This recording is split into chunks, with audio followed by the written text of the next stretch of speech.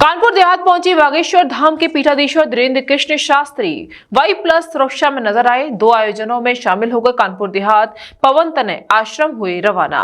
बागेश्वर धाम के पीठाधीश्वर पंडित धीरेन्द्र कृष्ण शास्त्री महाराज शुक्रवार को कानपुर पहुंचे। इस दौरान उन्होंने कानपुर में 2 स्थानों में शिरकत की। उत्तर प्रदेश के कानपुर में पहली बार पहुंचे अंतर्राष्ट्रीय कथावाचक पीठाधीश्वर पंडित धीरेन्द्र कृष्ण शास्त्री के कानपुर आगमन पर जगह जगह लोगों ने पुष्प बरसात कर उनका स्वागत व सम्मान किया। पंडित धीरेन्द्र कृष्ण शास्त्री कानपुर में सबसे पहले कैंट स्थित मंटोरा हाउस पहुंचे। उसके बाद श्री बालाजी सेवा समिति के संस्थापक सुनील शुक्ल के निवास अशोकनगर पहुंचे। उनकी एक झलक के लिए भक्तों का बड़ा जमावड़ा रहा। कार से उतरने के बाद चित परिचित अंदाज में मुस्कुराते हुए वे लोगों का अभिवादन स्वीकार करते हुए नजर आए।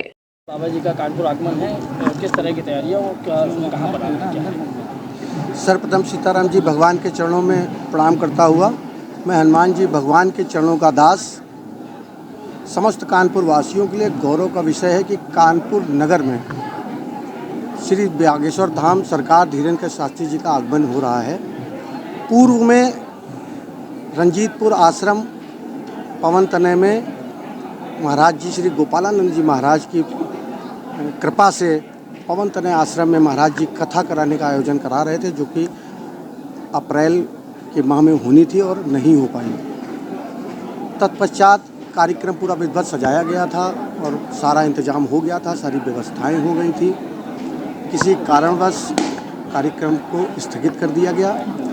तब से स्वयं धीरेन्द्र शास्त्री जी महाराज, जो कि स्वयं हनुमान स्वरूप हैं और हमसे लगभग वो लगातार, अब क्या रूप है उनका, क्या है, क्या विषय है मुझे नहीं पता, लेकिन इस छोटे से दास को हनुमान जी महाराज की कृपा से वो प्यार करते हैं और चाहते हैं। तो उन्होंने कहा, शुक्ला जी कानपुर में अगर कथा होगी कभी तो सुनील शुक्ला और पवन तनय आश्रम में ही होगी। तो बार बार उनके कहने के बाद हम लोग निवेदन करते रहे, आग्रह करते रहे कि महाराज जी हमारे पवन तनय धाम आश्रम आइए। तो महाराज जी ने आश्वासन दिया कि कानपुर में जब कथा होगी तो आपके यहाँ, और जब आएंगे तो पहले आपके यहाँ। तो महाराज जी ने उसी आशीर्वाद को हम सभी लोगों को आशीर्वाद प्रदान स्वरूप करने बोले, मैं शुक्ला जी आपके घर आ रहा हूँ, घर आऊँगा और फिर पवन तनय आश्रम जाऊँगा। तो आज महाराज जी कानपुर आ चुके हैं और कुछ ही पलों में अपने पास महाराज जी सभी लोगों को दर्शन देने आएंगे। उसके बाद यहाँ से पवन तनय आश्रम धाम जाएंगे, जो कि कई भक्तों ने मुझे बताया कि पवन तनय धाम आश्रम अयोध्या की तरह फूलों से सजा हुआ है। कानपुर नगर से मात्र 25 किलोमीटर की दूरी पर सचेंडी थाने के बगल से होते हुए पवन तनय आश्रम धाम है, जो कि शोभन सरकार का विश्व प्रसिद्ध नाम है, ख्याति है। और उसके मेन सरबराहकार हमारे पूज्य गुरुदेव भगवान श्री गोपालानंद जी महाराज हैं, जिनकी कृपा से ये सब संभव हो पा रहा है। जो कथा इससे पहले डेट निकली थी, कैंसिल हो गया था किसी कारणवश, तो क्या लगता है कि आज कुछ इस तरह की डेट भी निकल आएगी कि जो कानपुर में कथा होनी थी वो होगी? देखिए, सबसे पहले तो हनुमान जी भगवान की कृपा होने से ही ये सब कथा और आयोजन और आशीर्वाद प्राप्त तो होता है, ऐसा मेरा सौभाग्य है। पहले तो उनका हमारा एक प्रेम इतना सुंदर बन गया है, तो कथा तो जब कहेंगे तब होगी और 7 दिवसीय होगी।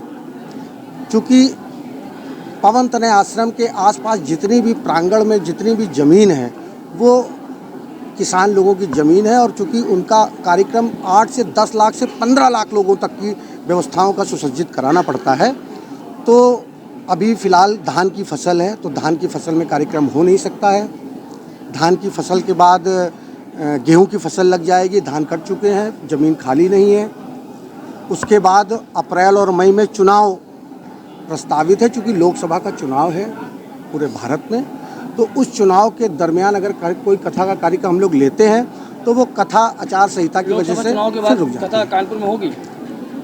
अब ये महाराज जी की कृपा पे है, आज वो महाराज जी आएंगे तो स्वयं बताएंगे कि लोकसभा चुनाव के पहले होगी या जनवरी में होगी या फरवरी में होगी या अप्रैल में होगी, मई में होगी। विश्व स्तरीय चिकित्सा सुविधाओं से युक्त JP diagnostics, radiology and pathology centre, Mathura का पहला complete radiology and pathology diagnostic facility से सुसज्जित।